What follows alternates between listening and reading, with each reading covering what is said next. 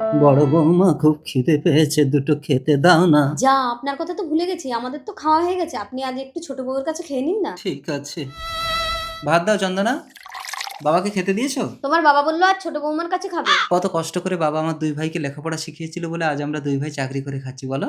আমি আর খেতে পারছি না, আমি খাবো না মা। মিষ্টি, ছোট বৌমা খুব খিদে পেয়েছে, দুটো খেতে দেবে? আপনি এখানে খাবেন আগে থেকে তো বলতে হয়, আমি তো মাপের রান্না করেছি। ঠিক আছে, লাগবে না। মেঘা, তুমি এক কাজ করো, আমার ভাতটা নিয়ে গিয়ে তুমি বাবাকে দাও, আমি পরে খেয়ে নেবো। না না, তুমি খেয়ে নাও, আমার খাবারটা বাবাকে দিচ্ছি, আমি পরে খেয়ে নেব।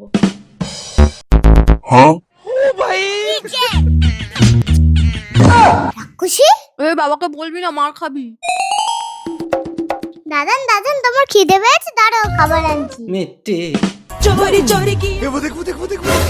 আরে আরে এই মেয়ে, এই নাও দাদান, এটা খাও।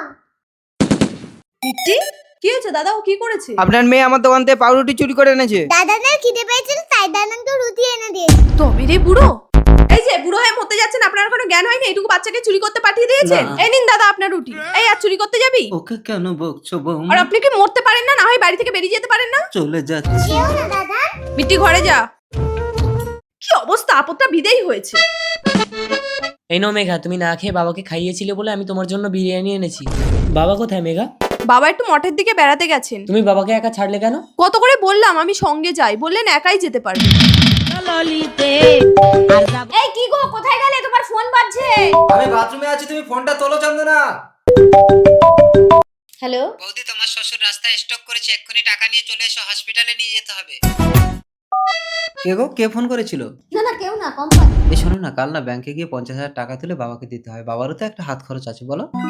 কাল পর্যন্ত তো আগে বুড়ো বাচ্চু। অমৃতদা বেরিয়ে এসো। কি হয়েছে, কি হয়েছে বাবার? বাবা, তোমার বাবার স্ট্রোক করে রাস্তায় প্যারালাইসিস হয়ে পড়েছিল। আমি তোমার দাদাকে ফোন করেছিলাম। চন্দনা, শান্তনু ফোন করেছিল? হ্যাঁ, আমি বলতে ভুলে গেছি। আমার বাবা স্ট্রোক করেছে আর এই খবরটা তুমি বলতে ভুলে গেছো? কি করে স্ট্রোক হলো শান্তনু? উনি আজ সকাল থেকে কিছু খায়নি। এই তুমি বাবাকে খেতে দাওনি? হ্যাঁ, খেতে দিয়েছিলাম তো। না বাবা, মা গলিতে গিয়ে দাদানের খাবারটা রাক্ষসীর মতন গপ গপ করে গিলেছে। কি? হ্যাঁ প্লিজ আমাদের ক্ষমা করে দাও। তোমাদেরকে ক্ষমা আমরা করবো না। দিনরাত বাবার সেবা করে বাবাকে সুস্থ করে তোলো, বাবাই তোমাদেরকে ক্ষমা করবে। ঠিক আছে বাবা। পিতা স্বর্গ